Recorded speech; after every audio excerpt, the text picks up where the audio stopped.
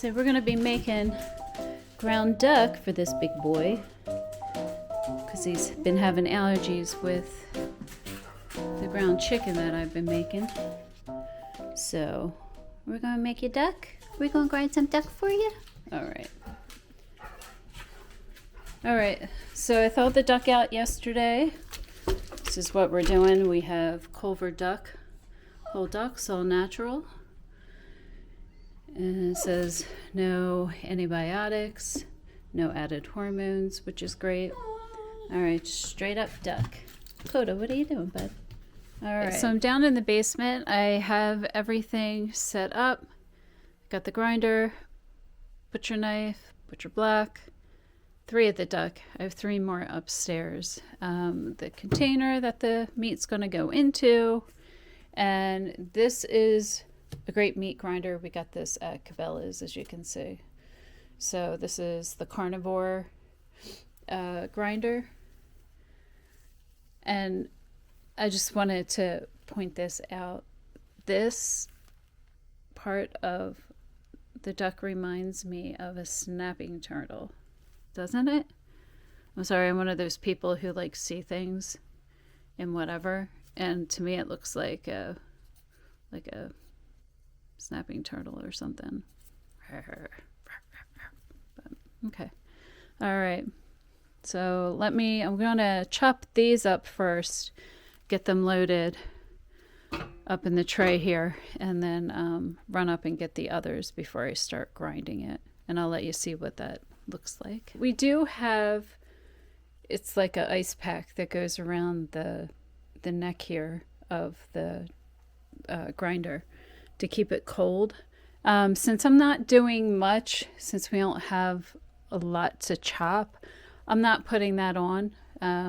It's last time I chopped 2 duck, and I mean it wasn't even hot. So I have 6 and they're small, so I'm not even going to bother putting that on. So I'm going to put this on so you could see. I chopped up the first 3, and then now I'm going to grind them so this way you could see what the Carnivore, you can see the front of it. So let me just turn this on. All right.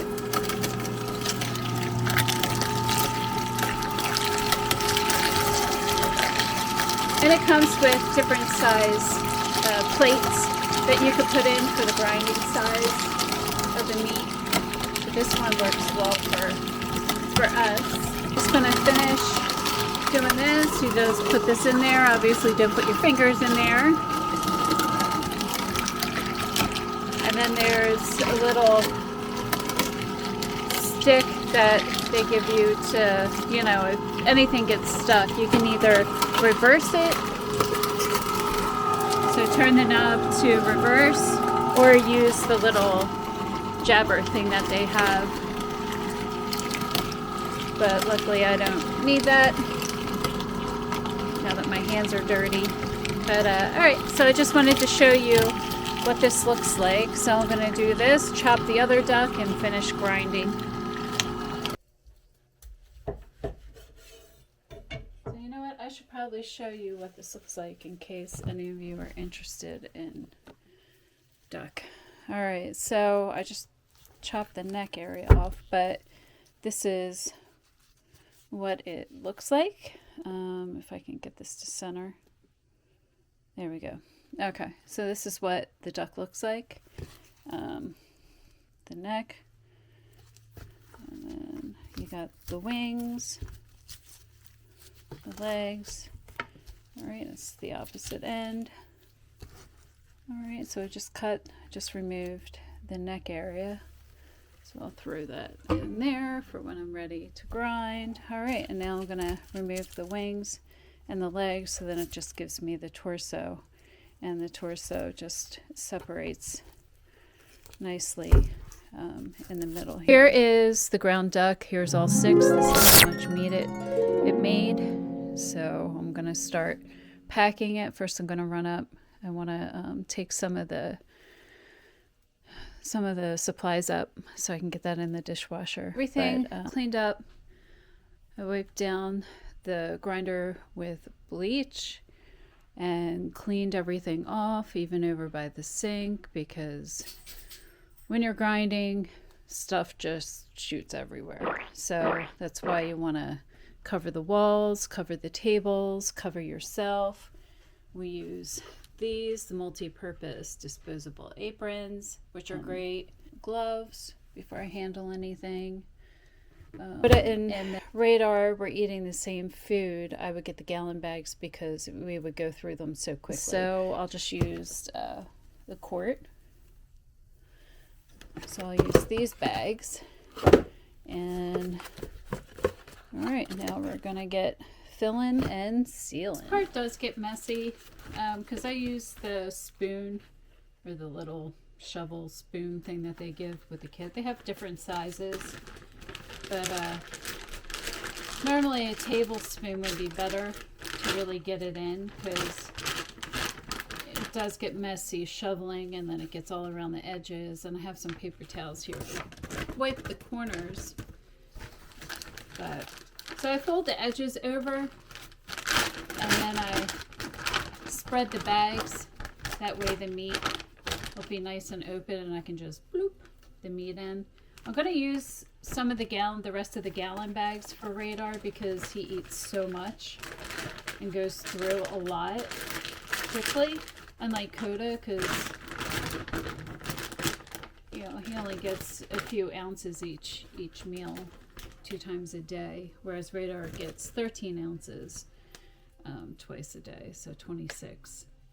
So I think I'll fill the gallon ones first. I mean, I don't have to fill them all the way, but this way I'll use them up instead of them just going to waste and sitting forever. All right, so this is what I do. I just get the bag, I get some of the meat, and I have to say the duck is so much better than grinding the chicken quarters, because chicken quarters, when you're draining the bags, they it's so much liquid in it, so that when you get to the bottom of the bag, like we try and cut a corner of the corners, the bottom corners of the chicken quarter bags to let the juice drain out. But of course there's, you can't get all of it out, because the chicken absorbs it, and it's, trapped in between all the legs and everything. I don't know why I did that, but yeah, so when you're getting to the bottom of the bag and chopping it, when you're hitting it, and it's just, juice is just shooting everywhere, and it's gross. Like, I should really wear like a face mask, because there's times it just like hits you right in the face, it gets you on the mouth, it's gross. So that's why whenever I grind meat, I don't wear makeup. I wear whatever clothes, nothing nice clothes, because they're just gonna get, you can cover yourself as much as you want with the apron, but it's still gonna get all over your arms. That's if you're chopping chicken. The duck, it's so much easier. The bones aren't as thick as the chicken, which makes it easier to chop. I think this is all I'll do for the one bag. So you can see I filled it. And it's great to like make your own food. Yes, it's time consuming, and you gotta chop it and clean everything and sanitize everything. I mean, I guess if you don't have the time, it's best to, order food. But I mean, I just think of what people would charge for, I mean, this is just 100% pure ground duck. So, if you had a sanitary area, approved by the health department, and you could package your own dog food, add other stuff to it, or just leave it plain. I mean, that's what we do. And then if we need to, we'll add to it. Like Radar loves broccoli, so I'll steam some broccoli. I mean, he'll eat it raw, but I'd rather steam it. And I mix it with his food. We were giving him egg, just raw egg, and mixing it with with their food, along with the omega-3. But when I looked at the, like I said, Radar's been itching and scratching, and it's just, I feel so horrible for him. And I looked at the ingredients, because we used to give them, back when we lived in Pennsylvania, we had this one company that we ordered from, and it was just like total fish oil. That's it. So I thought the one that I was getting him now was the same one, but like I said, he's been itching. Their hair doesn't feel as soft like it did when I was giving them the fish oil before. And when I looked at the ingredients of this bottle that we were giving them all the time, they have vegetable oil in it and other things, and I thought, wait, this isn't. So it's like it's hard to find things where everything is pure or it's legit. Nobody's cheating you out of the ingredients that they claim that is inside of it. So that's why we like making our own food, because we know what's going in it. We know what's going in our dogs. Let me know, what do you feed your dogs? And I have to say, I've had vets tell us that, oh, you shouldn't be, I can't tell you countless, vets would tell us that we're killing our dogs and we shouldn't be feeding them raw. And I just, that's just, I understand they're doing what they've been taught in the books, but, and the thing that gets me too is, they'll talk about salmonella, all these things. Oh, if your dog eats raw, this is going to happen because, it's bacteria and they're. Hold on, I have to see what's going on with Radar. All right, so we're chugging along, getting this food in the bags. It's great when you have the gallon bags because it takes no time to fill them up. Because that's what's. Grinding takes no time, but it's the cleaning. The prepping, it's not too bad because you want to make sure that you're covering all the areas where you're going to be grinding the meat, because it's going to splatter everywhere. But, yeah. But packing it does take a while, and then sealing it. So if you have big dogs, and you can use the gallon bags, it's not going to be bad, because you just open it, fill it up, just pack it in. I know the other thing is too, if you do fill it with the gallon bags, you just got to be careful if you're, leaving it, putting it in cold water. Make sure that you set a timer if you have it soaking in water to thaw quickly, because if you forget about it and it gets warm, you can't give it to them. So, alright.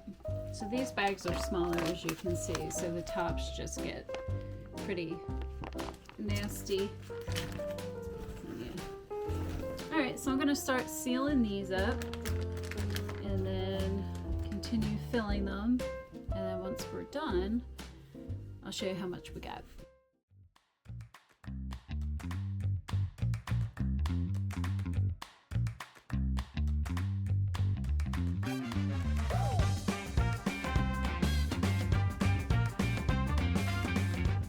Here is all of the duck packed.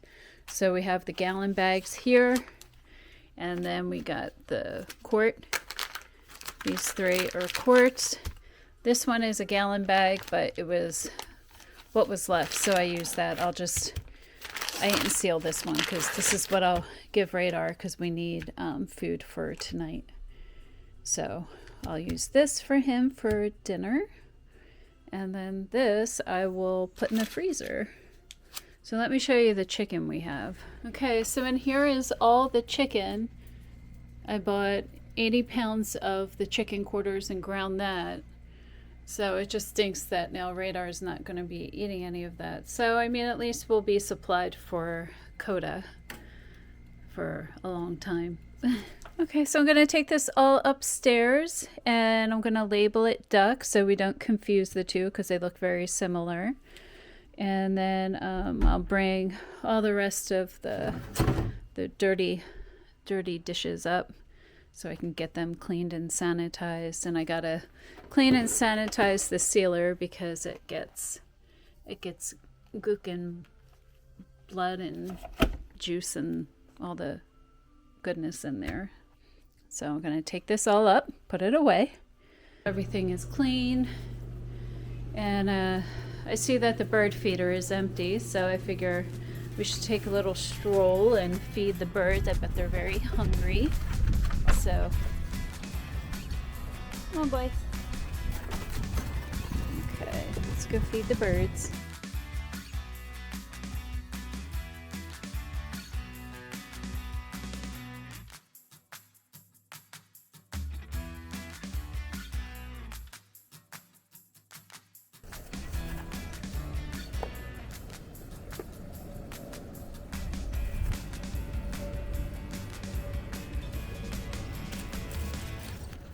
Where Coda went.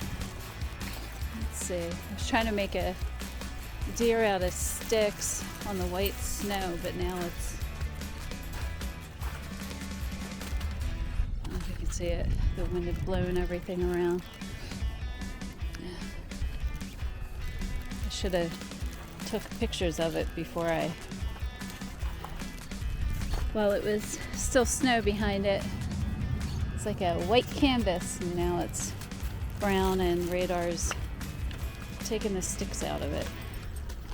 There we go. Can't have anything nice. I'm just kidding. Let's see what the creek's looking like. It's relaxing.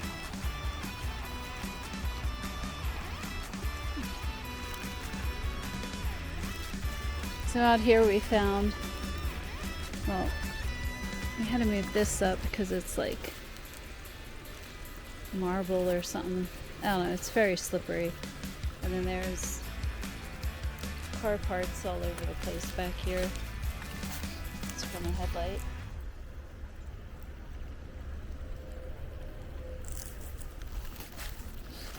That's from a mama German Shepherd, right? Right, your beautiful mama. His mom was a police dog in New York. Alright, let's see. Oh my god, I love moss. It's absolutely beautiful. I wish I had just all property covered in moss. That would be great. Alright, well, I don't know where Coda is. Alright, you good boy. Yep. Alright, everybody. Well, I wish you all a beautiful day. I hope it's sunny where you're at. And I'm trying to spin this around so I can say farewell. But yeah, I hope everything's great in your neck of the woods. Alright. We'll continue this next time. And until then, stay well. Take care.